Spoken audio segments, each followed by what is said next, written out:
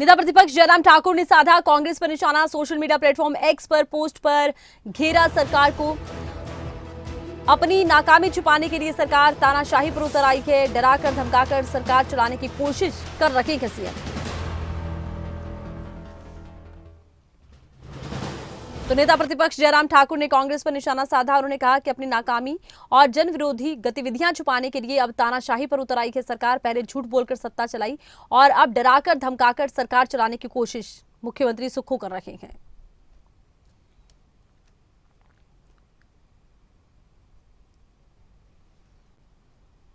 तो पूर्व सीएम जयराम ठाकुर का ये पोस्ट आप देखिए, सरकार पर निशाना साधते नजर आए हैं। उन्होंने आरोप लगाया है कि सरकार डराकर धमकाकर झूठ बोलकर सत्ता चला रही है और मुख्यमंत्री सुक्खू प्रयास कर रहे हैं कि अपनी नाकामी और जन विरोधी गतिविधियों को छुपाएं।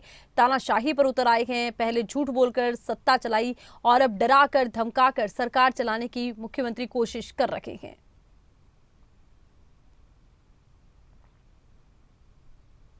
जयराम ठाकुर ने साधा कांग्रेस पर निशाना।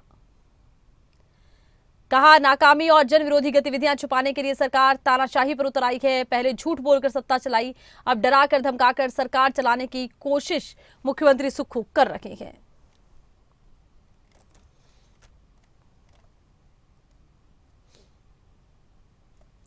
तो जयराम ठाकुर की तरफ से देखिए, सोशल मीडिया पर यह पोस्ट किया गया है। अपनी नाकामी और जन विरोधी गतिविधियां छुपाने के लिए अब सरकार तानाशाही पर उतर आई है। उन्होंने कहा, पहले झूठ बोलकर सत्ता चलाई, अब डरा धमकाकर सरकार चलाने की कोशिश की जा रही है। आपको बता दें कि उपचुनाव के बाद से ही लगातार देखा यह जा रहा है कि कांग्रेस और बीजेपी आमने सामने आ गए हैं। अब जयराम ठाकुर ने सरकार पर निशाना साधते हुए सोशल मीडिया पर यह पोस्ट किया है। सरकार पर तानाशाही के आरोप लगाए हैं। कहा कि पहले झूठ बोलकर सत्ता चलाई, अब डराकर धमकाकर सरकार चलाने की कोशिश मुख्यमंत्री सुक्खू कर रहे हैं।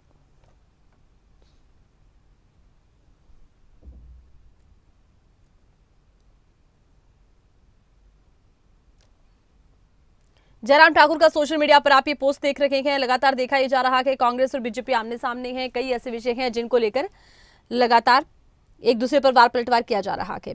और इसी बीच हमारे साथ हिमाचल के नेता प्रतिपक्ष और पूर्व CM Jairam Thakur phone line पर जुड़ चुके हैं। जयराम जी, स्वागत आपका खबरें अभी तक पर। जी, आपने पोस्ट किया कि तानाशाही के आरोप लगा रहे हैं आप। कौन से वो विषय हैं जिनको लेकर आपको लगता है कि सरकार डरा रही है, धमका रही है, तानाशाही की जा रही है? मेरा तो संदर्भ सिर्फ इतना है कि कुछ अखबारों में और कुछ न्यूज चैनल में जी कुछ खबर लगी कि कुछ विधायक मिले, इधर मिले उधर मिले, जी तो उस पर एफआईआर दर्ज करने की बात आई है कि एफआईआर दर्ज की जाए। बिल्कुल। और मैं समझता हूँ कि इन सारी चीजों को लोकतंत्र का चौथा स्तंभ स्वतंत्र है। और जब उनके पास कुछ जानकारी होगी, कुछ फैक्ट्स होंगे, तभी कोई खबर चलाई होगी उन लोगों ने।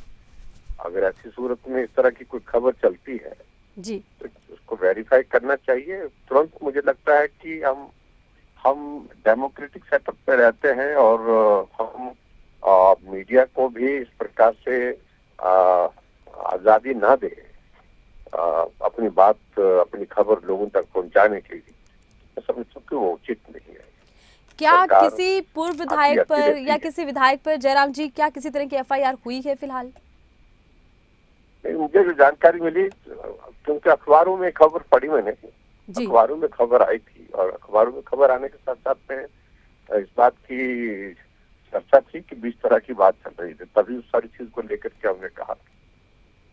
अच्छा, एक चीज और है जयराम जी कि लगातार ये कहा जा रहा है सुक्खू सरकार की तरफ से, उनके मंत्रियों की तरफ से, कि बीजेपी ने उनकी सरकार को गिराने का प्रयास किया, धनबल का इस्तेमाल किया। लगातार आरोप आपकी पार्टी पर लग रहे हैं। इसको लेकर आपकी तरफ से क्या प्रतिक्रिया या किसी तरह का एक्शन आप लेंगे?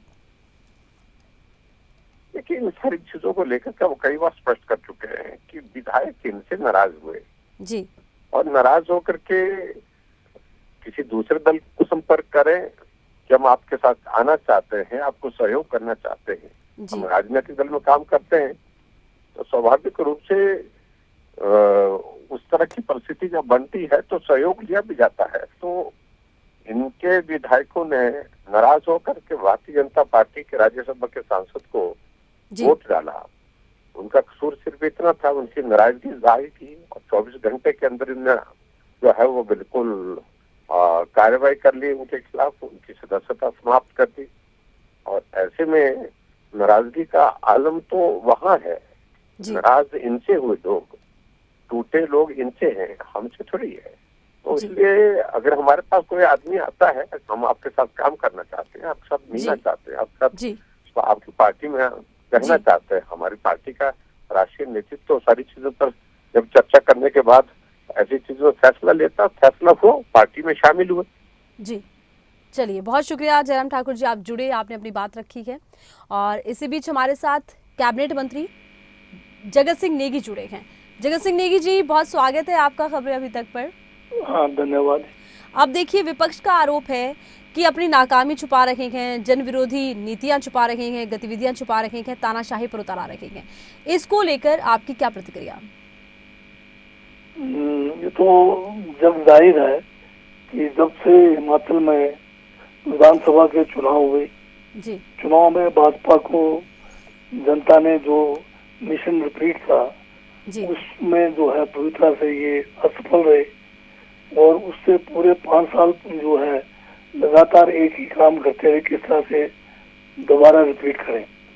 विकास को दरकिनारे करके जो हिमाचल प्रदेश को डबल सरकार, डबल इंजन की जो बात करते थे, उसका कोई लाभ ना देकर केवल एक ही ध्यान इनका दिमाग में था कि हमने दोबारा जो है सत्ता में आना है।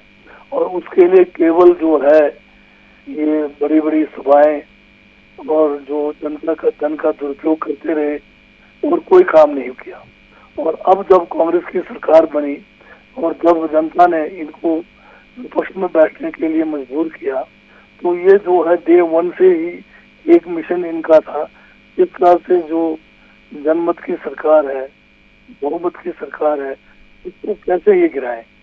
उसके लिए ये जो है इन्होंने षड्यंत्र रचा और धन बल से और साथ में दल बदला कर जो है दल बदलू को जो है प्रोत्साहन देकर इन्होंने सरकार बनाने की नाकाम कोशिश की, जिसमें ये बुरी तरह से जो है असफल रहे। और अब ये जो है कह रहे हैं कि यहाँ पर कोई किसी किस्म का विकास नहीं हो रहा है। ये बात जो है केवल लोगों को गुमराह करने के लिए किया जा रहा है। अच्छा, आरोप उनका ये भी है कि कुछ विधायकों पर, बीजेपी के कुछ विधायक हैं या कुछ पूर्व विधायक हैं, उन पर सरकार की तरफ से एफआईआर करवाई जा रही है। इस पर आप क्या कहेंगे?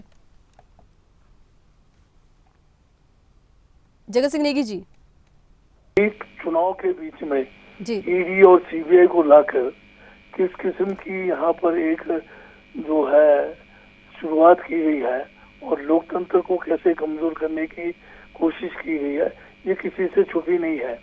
और दूसरी बात, अब ये कह रहे हैं कि कुछ बीजेपी के विधायकों पर एफआईआर किए जा रहे हैं, तो ये एफआईआर जो है कोई चुनाव के समय थोड़ी किए गए।